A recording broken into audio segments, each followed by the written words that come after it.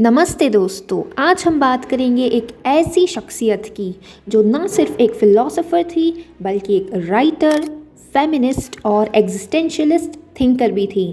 हम बात कर रहे हैं सिमोन डे beauvoir के, जिनकी किताब द सेकंड सेक्स ने पूरी दुनिया में फेमिनिज़्म का एक नया रूप दिया। तो चलिए शुरू करते हैं उनकी कहानी। सिमोन ल्यूसी अर्नेस्टाइन मैरी बर्टनार्ड दे beauvoir का जन्म 9 जनवरी 1908 को पेरिस, फ्रांस में हुआ। उनके पापा जॉर्ज दे beauvoir एक लीगल सेक्रेटरी और उनकी माँ फ्रांसोइस एक डिवोटेड कैथोलिक थी। सिमोन की फैमिली काफ़ी कंजर्वेटिव थी और उनका बचपन भी ज़्यादा कंफर्टेबल नहीं था। वर्ल्ड वॉर 1 के बाद उनकी फैमिली फाइनेंशियली स्ट्रगल भी कर रही थी। बचपन से ही सिमोन एक ब्राइट स्टूडेंट थी। उन्होंने डिसाइड किया कि उनका फोकस एकेडमिक्स पे होगा और उन्होंने अपने आप को नॉलेज के लिए डेडिकेट कर दिया। फ़िलॉसफी ही उनका पैशन बन गया। सिमोन ने फ़िलॉसफी की स्टडी की और वो अपने बैच की सबसे यंग स्टूडेंट बनी। 1929 में उनकी मुलाकात हुई एक और बड़े फ़िलॉसफ़र जीन पॉल सार्त्रे से। दोनों की सोच और आइडियाज़ काफ़ी मिलते जुलते थे और ये दोनों लाइफ के साथी बन गए।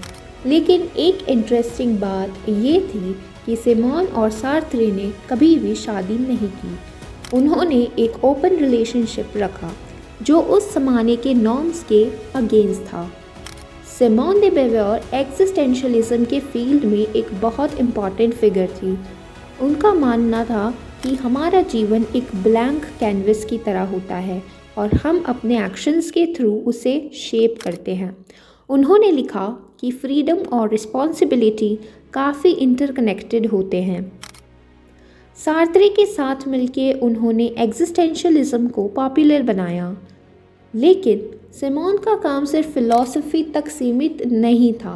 उन्होंने फेमिनिज़्म और जेंडर इनइक्वालिटी के टॉपिक्स पर काफ़ी काम किया। 1949 में सिमोन ने अपनी सबसे फेमस किताब यानी कि द सेकंड सेक्स लिखी। ये एक रिवोल्यूशनरी बुक थी जिसमें उन्होंने एनालाइज किया कि हिस्ट्री के हर एस्पेक्ट में विमेन को सेकेंडरी पोजीशन दी गई है। उन्होंने लिखा कि one is not born but rather becomes a women. इसका मतलब था कि विमेनहुड एक सोशल कंस्ट्रक्ट है जो सोसाइटी के रूल्स और नॉर्म्स के थ्रू डिफाइन होता है। इस बुक ने फेमिनिस्ट मूवमेंट को एक नई एनर्जी दी। सिमोन के जीवन में कंट्रोवर्सीज भी काफ़ी थी। उनका अनकन्वेंशनल रिलेशनशिप और उनके बोल्ड आइडियाज़ के लोगों को पसंद नहीं आते थे, लेकिन उन्होंने कभी अपने बिलीव्स कॉम्प्रोमाइज़ नहीं किए। उनकी लेटर लाइफ राइटिंग और टीचिंग में बीती। उन्होंने ऑटोबायोग्राफी भी लिखी जिसमें उन्होंने अपने जीवन के स्ट्रगल्स और अचीवमेंट्स के बारे में बताया। सिमोन डे beauvoir का देहांत 14 अप्रैल 1986 को पेरिस में हुआ। आज भी उनकी किताबें और उनके आइडियाज़ लोगों के लिए इंस्पिरेशन हैं। उन्होंने एक फेमिनिस्ट आइकन के रूप में दुनिया में अपना नाम अमर कर दिया। तो दोस्तों, ये थी सिमोन डे beauvoir की कहानी।